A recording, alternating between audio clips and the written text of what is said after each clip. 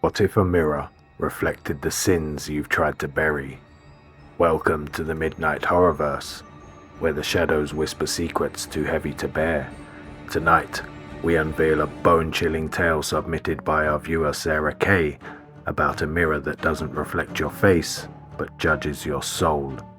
Subscribe, hit that bell, and step into the darkness with us. Claire Henshaw was a ghost of her former self, haunted by a mistake that wouldn't let her go. 6 months ago, she'd been driving home with her sister Lily after a late-night argument. The road was slick with rain, her mind clouded with anger.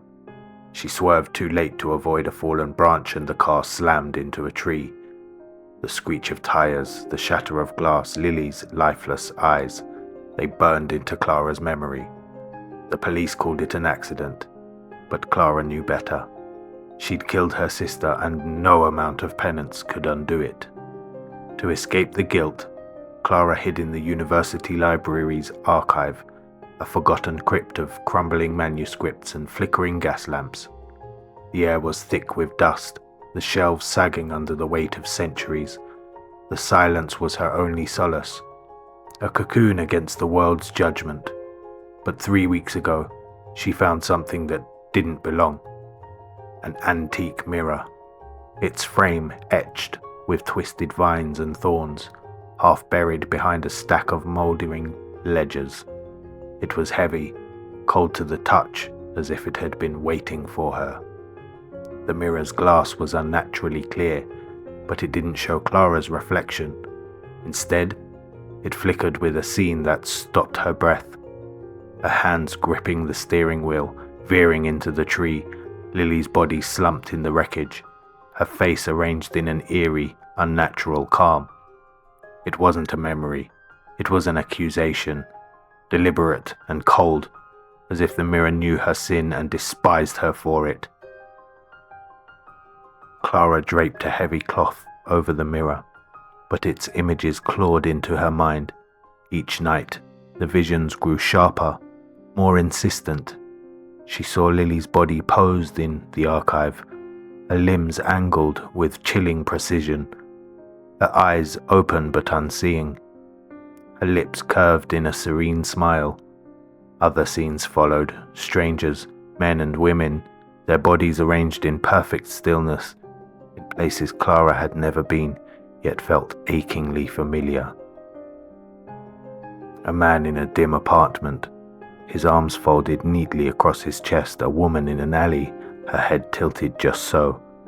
Each tableau was flawless, like art, and each one filled Clara with a dread she couldn't name. Her dreams became a torment. She heard the crash again and again, felt the wheel slip under her hands, tasted the coppery tang of blood. A voice whispered her name, low and accusing. Not Lily's, but something older, colder. She woke drenched in sweat, her fingers tracing patterns in the air, angles, symmetries, as if practicing for something she didn't understand. The archive itself seemed to turn against her, the shadows shifting when she wasn't looking, curling like smoke around the shelves. The gas lamps flickered in rhythms that mimicked a pulse, and the air grew heavy with the scent of decay, like rotting wood or something worse. A few evenings later, Clara froze as she passed a stack of books. There, in the corner of her eye, was Lily's silhouette, her head cocked in an impossible angle, her dress stained with blood. Clara spun, her heart pounding, but the figure was gone. The mirror was doing this, she was sure, unraveling her sanity thread by thread. It wasn't just showing her guilt. It was rewriting her, making her question who she was.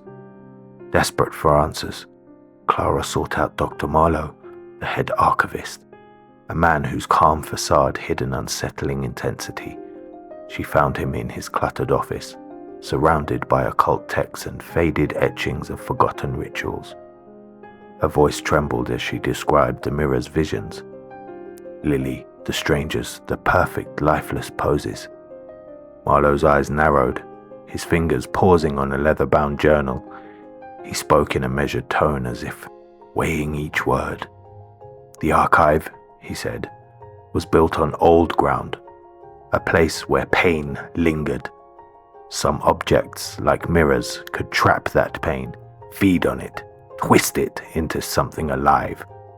His words offered no comfort, only a sinking certainty that the mirror knew her better than she knew herself.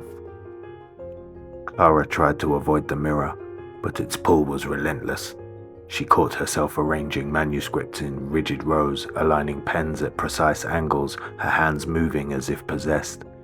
She hummed a tune that she didn't recognize, sharp and mournful, that seemed to rise from the glass itself. A reflection no longer matched her movements. It watched her, its lips curling into a smirk, its eyes glinting with malice.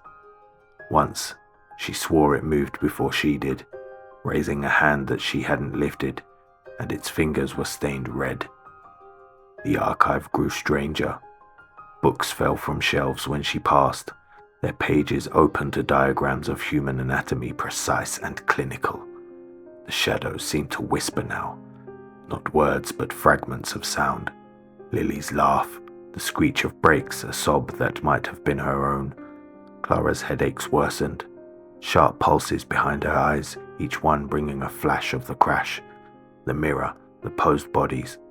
She began to doubt her memories. Had she swerved on purpose? Had there been other nights, other crimes? The mirror was blurring the line between truth and lie. One night, unable to resist, Clara tore the cloth from the mirror. The vision surged, relentless. The car crash, Lily's body in the archive, then a parade of strangers, their faces serene, their limbs arranged like offerings. The mirror's voice was no longer a whisper but a command, cold and unyielding. It claimed Clara had killed before. It wasn't just Lily, there were many others, in moments she'd buried deep. It promised to make her whole, to perfect her chaos, to sculpt the guilt into something beautiful. Her mind buckled under the weight. Flashes of a knife flickered, not from the crash but from other scenes, dark rooms, still bodies. Her hands steady and sure. Were they real? She couldn't tell. The archive warped around her, the shelves bending inward, the air thick with the scent of copper and rot. Clara's reflection stepped closer, its eyes boring into hers, its voice now inside her head. She found herself clutching a letter opener, its blade catching the lamplight and glinting, her feet carrying her through the shadows of the library.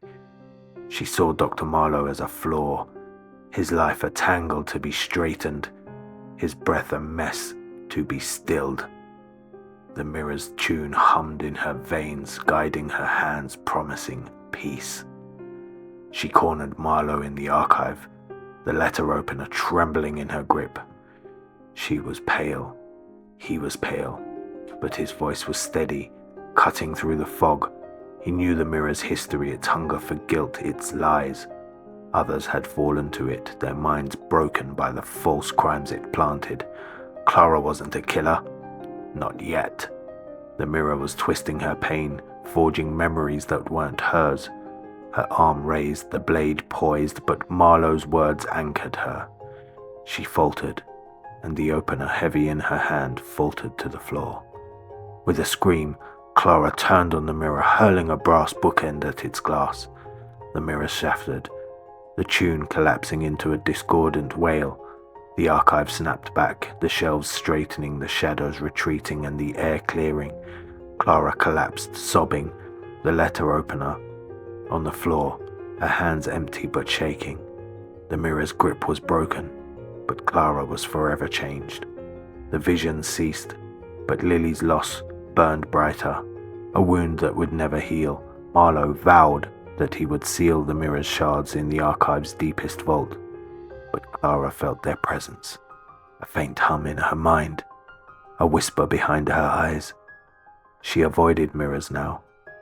fearing what they might show. Not just Lily, but the stranger she'd almost become.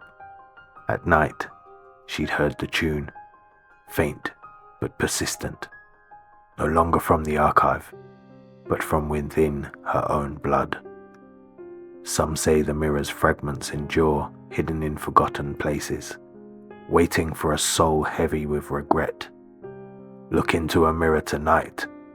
What sins might it name? What lies might it weave for you? Thank you for joining the Midnight Horrorverse. A massive thank you to Sarah Kay for this spine-chilling tale. Like, subscribe, and share your darkest stories in the comments. Your horror could be our next nightmare. Join us next Friday to find out. Until then, keep your mirrors covered and your secrets buried.